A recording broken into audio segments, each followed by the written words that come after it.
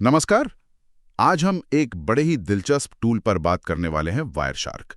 हमारे पास assignment on click का एक गाइड है और हम ये समझने की कोशिश करेंगे कि ये वायरशार्क आखिर है क्या चीज़, कैसे काम करता है और नेटवर्क या साइबर सुरक्षा में अगर किसी की दिलचस्पी है तो उनके लिए ये जानना क्यों ज़रूरी है। हाँ, और ये काफी पुराना भी है। मतलब शुरुआत तो इथीरियल नाम से हुई थी 1998 में। अच्छा, 1998, काफ़ी पहले। जी। और आज ये शायद सबसे ज्यादा इस्तेमाल होने वाला नेटवर्क एनालिसिस टूल है, ओपन सोर्स जो है।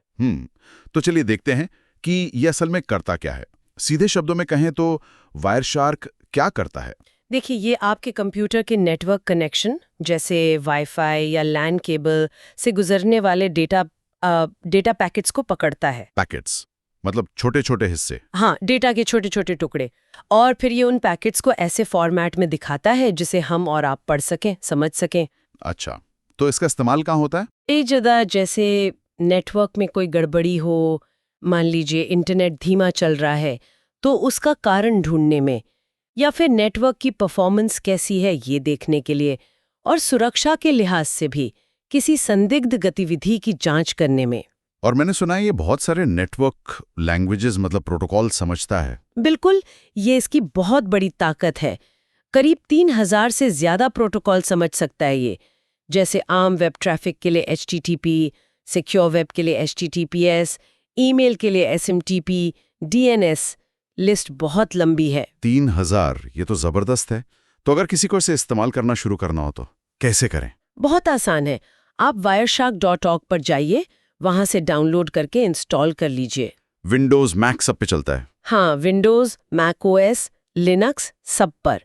विंडोज और मैक पर तो वो जो जरूरी ड्राइवर है npcap, वो भी साथ में इंस्टॉल हो जाता है ज्यादातर। npcap वो क्या करता है। वो वायरशार्क को इजाजत देता है कि वो सीधे नेटवर्क कार्ड से डेटा सुन सके, मतलब कैप्चर कर सके। लिस्ट होगी सभी कैप्चर हुए पैकेट्स की संक्षेप में। ठीक है। बीच वाले हिस्से में आप जिस पैकेट को लिस्ट में चुनेंगे उसकी पूरी डिटेल दिखेगी, मतलब उसमें क्या क्या जानकारी है। और नीचे। और सबसे नीचे उस पैकेट का रॉ डेटा, बाइट्स के रूप में, बिल्कुल कच्चा रूप। और मैंने देखा इसमें पैकेट्स अलग अलग रंगों में दिखते हैं, उसका क्या मतलब है। हाँ, वो रंगों से कोडिंग होती है। ये बस एक विजुअल मदद है। जैसे आमतौर पर TCP ट्रैफिक हरे रंग का, UDP शायद नीले रंग का, और अगर कोई एरर या खराबी वाला पैकेट है तो वो अक्सर गहरे रंग जैसे लाल या काले में दिख सकता है। इससे जल्दी नजर पड़ती है। अच्छा, ये तो मददगार है। तो पहला कैप्चर कैसे करते हैं। वो भी सीधा है। वायरशार्क खोलिए, वो नेटवर्क इंटरफेस चुनिए जिसका ट्रैफिक देखना है, जैसे आपका वाईफाई अडेप्टर या ईथरनेट पोर्ट। लिस्ट में से। हाँ, लिस्ट में से। फिर ऊपर एक शॉक फिन जैसा बटन होगा, स्टार्ट बटन, उसे क्लिक कर दीजिए। और फिर आप अपने कंप्यूटर पर कुछ नेटवर्क वाला काम कीजिए, जैसे कोई वेबसाइट खोल लीजिए। थोड़ी देर बाद कैप्चर रोकने के लिए लाल रंग का स्टॉप बटन दबा दीजिए। बस आपके सामने उस दौरान का सारा नेटवर्क ट्रैफिक आ जाएगा। और हाँ, आप इस कैप्चर को बाद में देखने के लिए सेव भी कर सकते हैं।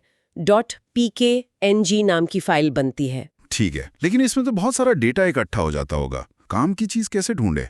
यहाँ फिल्टर्स का रोल आता है क्या। सही पकड़ा। फिल्टर्स ही वायरशार्क की जान है। इनके बिना तो मतलब डेटा के समंदर में खो जाएंगे। तो कितने तरह के होते हैं ये। मुख्य रूप से 2 तरह के। पहले हैं कैप्चर फिल्टर्स। ये आप कैप्चर शुरू करने से पहले लगाते हैं। अच्छा, पहले ही बता देते हैं कि क्या पकड़ना है। बिल्कुल। जैसे आप कह सकते हैं होस्ट 192.168.1.1, मतलब सिर्फ इस IP एड्रेस से आने जाने वाला ट्रैफिक पकड़ो। या पोर्ट 53, मतलब सिर्फ DNS वाला ट्रैफिक। इससे फालतू डेटा रिकॉर्ड ही नहीं होता। ये तो परफॉर्मेंस के लिए भी अच्छा होगा। हाँ बिल्कुल, खासकर जब ट्रैफिक बहुत ज्यादा हो। और दूसरे हैं डिस्प्ले फिल्टर्स। ये आप कैप्चर करने के बाद लगाते हैं, आपके पास जो सारा रिकॉर्डेड डेटा है उसमें से खास चीजें छांटने के लिए। जैसे आप लिख सकते हैं IP.source equals to 192.168.1.1, मतलब सिर्फ वो पैकेट दिखाओ जो इस IP से आए हैं। या TCP.port equals to 443, मतलब सिर्फ HTTPS वाला ट्रैफिक दिखाओ। डिस्प्ले फिल्टर्स बहुत ज्यादा लचीले होते हैं। समझ गया। कैप्चर फिल्टर पहले छांटता है, डिस्प्ले फिल्टर बाद में, और बारीक छांटता है। एकदम सही। एक और चीज मैंने सुनी थी, फॉलो टीसीपी स्ट्रीम करके कुछ होता है। हाँ, फॉलो टीसीपी यूडीपी स्ट्रीम, ये बहुत काम का फीचर है। किसी पैकेट पर राइट क्लिक कीजिए और ये ऑप्शन चुनिए। तो क्या होगा? वायरशार्क उस एक पैकेट से जुड़ी पूरी बातचीत, मतलब पूरा कॉन्वर्सेशन एक अलग विंडो में दिखा देगा। जैसे अगर आपने किसी HTTP पैकेट पर ये किया तो आपको पूरा वेब रिक्वेस्ट और सर्वर का जवाब एक साथ पढ़ने को मिल जाएगा, जैसे टेक्स्ट फाइल हो। अरे वाह, ये तो डिबगिंग के लिए बढ़िया है। बहुत बढ़िया। तो ये तो है कुछ बुनियादी इस्तेमाल। और एडवांस क्या कर सकते हैं इससे? काफी कुछ। जैसे स्टैटिस्टिक्स मेन्यू है, उसमें कॉन्वर्सेशंस पर जाकर आप देख सकते हैं कि कौन से 2 डिवाइस आपस में सबसे ज्यादा बात कर रहे हैं, मतलब डेटा भेज रहे हैं। अच्छा, ये पता करने के लिए कि नेटवर्क पर कौन ज्यादा बैंडविड्थ ले रहा है। हाँ, उसके लिए।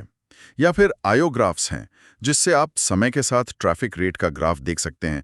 ऊपर जा रहा है, नीचे आ रहा है, कहाँ स्पाइक है, सब पता चलता है। और सुरक्षा के लिहाज से सिक्योरिटी वाले कैसे इस्तेमाल करते हैं इसे? उनके लिए तो ये बहुत ज़रूरी टूल है।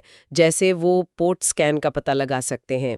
अगर कोई हैकर आपके सिस्टम पर खुले पोर्ट्स ढूंढ रहा है तो वायरशार्क में अजीब तरह के बहुत सारे TCP सेंड पैकेट्स दिख सकते हैं। अच्छा, और मैलवेयर का ट्रैफिक भी पकड़ा जा सकता है। मान लीजिए कोई कंप्यूटर अजीब अनजान वेबसाइटों से कनेक्ट करने की कोशिश कर रहा है या बहुत ज़्यादा DNS रिक्वेस्ट भेज रहा हो तो वो वायरशार्क में दिख सकता है। और वो ARP स्पूफिंग जैसी चीजें? हाँ, ARP स्पूफिंग भी। अगर नेटवर्क पर कोई डिवाइस गलत मैक एड्रेस बताकर ट्रैफिक अपनी तरफ मोड़ने की कोशिश कर रहा हो तो वायरशार्क में डुप्लीकेट मैक एड्रेस वाली चेतावनियां दिख सकती हैं।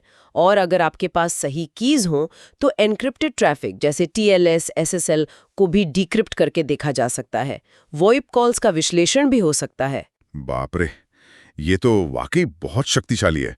लेकिन इसे इस्तेमाल करते हुए कुछ सावधानियां भी रखनी होंगी। हाँ, बिल्कुल।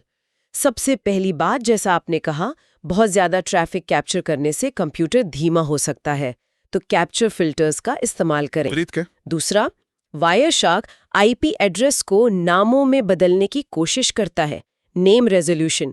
अगर इसकी जरूरत नहीं तो इसे बंद कर दें, इससे भी परफॉर्मेंस बचती है। और सबसे जरूरी नैतिकता और कानून। आप सिर्फ उन्हीं नेटवर्क का ट्रैफिक कैप्चर करें जिनकी आपको इजाजत है। किसी और के प्राइवेट नेटवर्क या पब्लिक वाईफाई पर बिना अनुमति ट्रैफिक देखना गलत है और गैर कानूनी भी हो सकता है। हाँ, ये तो बहुत अहम बात है। और प्राइवेसी का ध्यान रखें। कैप्चर किए गए डेटा में पासवर्ड, निजी बातचीत या कोई और संवेदनशील जानकारी हो सकती है, उसे सुरक्षित रखें। तो कुल मिला के वायरशार्क एक बहुत ही वर्सेटाइल, मतलब बहुमुखी टूल है। घर के नेटवर्क की छोटी प्रॉब्लम से लेके बड़ी कंपनी के सिक्योरिटी ऑडिट तक हर जगह काम आ सकता है। सही कहा। ये आपको दिखाता है कि पर्दे के पीछे नेटवर्क में असल में क्या चल रहा है। और ऐसे टूल्स को समझना शायद हमें ये भी सिखाता है कि हमारी डिजिटल दुनिया कितनी जटिल है और उसमें कहाँ-कहाँ ध्यान देने की जरूरत है। बिल्कुल, ये हमें इंटरनेट के अंदरूनी कार्यप्रणाली की एक झलक देता है। ये सब सुनकर एक सवाल मन में आता है। पूछिए। ये देखते हुए कि कितना सारा डेटा आज भी बिना एन्क्रिप्शन के नेटवर्क पर घूमता है, जैसा आपने बताया, तो क्या हमें या संगठनों को वायरशार्क जैसे शक्तिशाली टूल इस्तेमाल करने से पहले अपनी रोजमर्रा की बातचीत को सुरक्षित बनाने के लिए कुछ और आसान कदम उठाने चाहिए? मतलब बुनियाद मजबूत करने पर ज्यादा ध्यान देना चाहिए पहले? ये सोचने वाली बात है। ये जटिल उपकरण तो हैं ही, पर क्या हम वो सरल बुनियादी सुरक्षा उपाय अपना रहे हैं जो शायद ज्यादा जरूरी हैं? ये सवाल सबके लिए है।